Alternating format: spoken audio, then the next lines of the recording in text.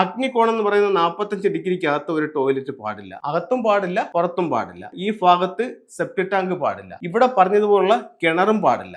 അപ്പോൾ ഈ 45 ഡിഗ്രിക്ക് പുറത്ത് ഉള്ള ഭാഗത്ത് നിങ്ങൾക്ക് സെപ്റ്റിക് ടാങ്ക് വന്നാലും എന്തിനെ ബാധിക്കും? ഈ കന്നിമൂലയെ ബാധിക്കും. ഈ പുറത്ത് ഭാഗത്ത് നിങ്ങൾക്ക് ടോയ്ലറ്റ് വന്നാലും എന്തിനെ ബാധിക്കും? കന്നിമൂലയെ ബാധിക്കും. വീടിന്റെ വടക്ക് കിഴക്ക് ഭാഗത്ത് ബോർവെല്ലോ കിണറോ വരികയാണെങ്കിലോ ഒരുപാട് സാമ്പത്തികമായിട്ടുള്ള നേട്ടങ്ങൾ ഉണ്ടാക്കും. ഒരുപാട് പേർക്ക് സാമ്പത്തികമായിട്ട് പ്രശ്നങ്ങളുണ്ട്. പക്ഷേ ഈ സാമ്പത്തിക പ്രശ്നം വാസ്തു കാരണങ്ങൾ കൊണ്ടാണോ വന്നിരിക്കുന്നത് എന്നുള്ളത് പലർക്കും അറിയില്ല.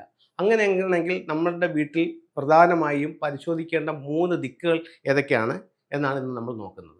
ഒരു വീടിന്റെ ഒരു സ്ക്വയർ ഞാനിവിടെ വെച്ചു. റൂമുകളോ കാര്യങ്ങളോ ഒന്നും മാർക്ക് ചെയ്തിട്ടില്ല. എന്നിട്ട് അതിന്റെ 8 ദിക്കുകളും ഞാൻ ഇതിനകത്ത് ചെയ്തിട്ടുണ്ട്. ഇതിൽ നമുക്ക് ഏറ്റവും ശ്രദ്ധിക്കേണ്ടതായിട്ടുള്ള ചില ഭാഗങ്ങൾ, അതായത് സാമ്പത്തികത്തിന് ശ്രദ്ധിക്കേണ്ടതായിട്ടുള്ള ചില സ്ഥലങ്ങളാണ് ഞാൻ നിങ്ങളുമായിട്ട് ഷെയർ ചെയ്യുന്നത്. ഒന്ന് കന്നിമൂല തന്നെയാണ്. സൗത്ത് വെസ്റ്റ് ഭാഗമാണ് കന്നിമൂല. അപ്പോൾ കന്നിമൂല ഭാഗത്ത് എന്തെങ്കിലും ദോഷമുണ്ടോ എന്ന് നോക്കണം. കന്നിമൂല ഭാഗത്ത് വരുന്ന ദോഷങ്ങൾ എന്തൊക്കെയാണ്? നമുക്ക് ഈ ഏരിയയിൽ വീടിനകത്തോ വീടിന് പുറത്തോ ടോയ്ലറ്റ് പാടില്ല. അതുപോലെ തന്നെ സെപ്റ്റിക് ടാങ്കുകൾ ഈ ഭാഗത്തോ പാടില്ല.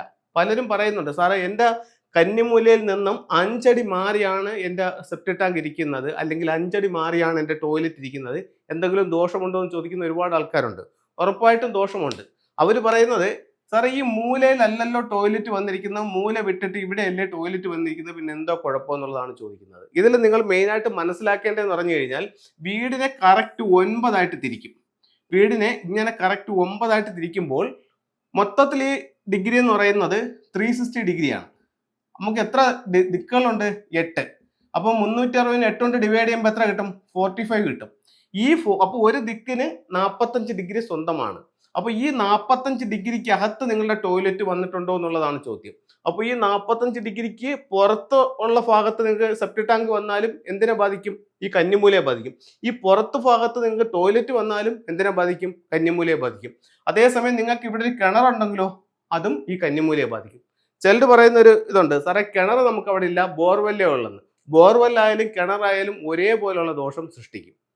ഒരു ബോർവെല്ലും ഒരു കിണറും ദോഷമെന്നുള്ളതല്ല പറയുന്നത്, അത് സ്ഥാനം മാറി വന്നാൽ ദോഷം എന്നുള്ളതാണ് പറയുന്നത്. അതേസമയം ആ വീടിന്റെ വടക്ക് കിഴക്ക് ഭാഗത്ത് ബോർവെല്ലോ കിണറോ വരികയാണെങ്കിലോ ഒരുപാട് സാമ്പത്തികമായിട്ടുള്ള നേട്ടങ്ങൾ ഉണ്ടാക്കും. അപ്പോൾ നമുക്ക് സമ്പത്തിനെ പറ്റി ശ്രദ്ധിക്കേണ്ട 3 ദിക്ക്. ഒന്ന് കന്നിമൂല. മറ്റൊരു ദിക്കെന്ന് പറയുന്നത് ഫെങ്ഷു പ്രകാരം സമ്പത്തിന്റെ ദിക്കായിട്ട് കാണുന്നത് സൗത്ത് ഈസ്റ്റ് എന്ന് പറയുന്ന അഗ്നികോണാണ്. അഗ്നികോണാണ് സമ്പത്തിന്റെ ദിക്കായിട്ട് കാണുന്നത്. ഇപ്പൊ അഗ്നികോണിൽ എന്തൊക്കെ കാര്യങ്ങൾ ശ്രദ്ധിക്കുക? അഗ്നികോണം എന്ന് പറയുന്ന 45 ഡിഗ്രിക്ക് അകത്ത് ഒരു ടോയ്ലറ്റ് പാടില്ല. അകത്തും പാടില്ല, പുറത്തും പാടില്ല. അതേപോലെ തന്നെ ഈ ഭാഗത്ത് സെപ്റ്റിക് ടാങ്ക് പാടില്ല. ഇവിടെ പറഞ്ഞതുപോലുള്ള കിണറും പാടില്ല. അപ്പോൾ തെക്ക് പടിഞ്ഞാറ് എന്ന് പറയുന്ന കന്നിമൂലയിലും തെക്ക് കിഴക്കെന്ന് പറയുന്ന അഗ്നികോണിലും ഈ 2 കാര്യങ്ങളും പാടില്ല. ഈ 2 കാര്യങ്ങളിലെ 3 കാര്യങ്ങൾ, ഒന്ന് സെപ്റ്റിക് ടാങ്ക്, ഒന്ന് ടോയ്ലറ്റ്, ഒന്ന് കിണർ, ഈ 2 ദിക്കിലും പാടില്ല. അടുത്ത നമുക്ക് ശ്രദ്ധിക്കേണ്ട പ്രധാനപ്പെട്ട ഒരു സ്ഥലം എന്ന് പറയുന്നത് എവിടെയാണ്? നോർത്ത് ഈസ്റ്റ് ഭാഗമാണ്. നോർത്ത് ഈസ്റ്റ് ഭാഗത്ത് നമുക്ക് ടോയ്ലറ്റ് പാടില്ല, പുറത്തും പാടില്ല, അകത്തും പാടില്ല. അതേസമയം ഇവിടെ സെപ്റ്റിക് ടാങ്കും പാടില്ല.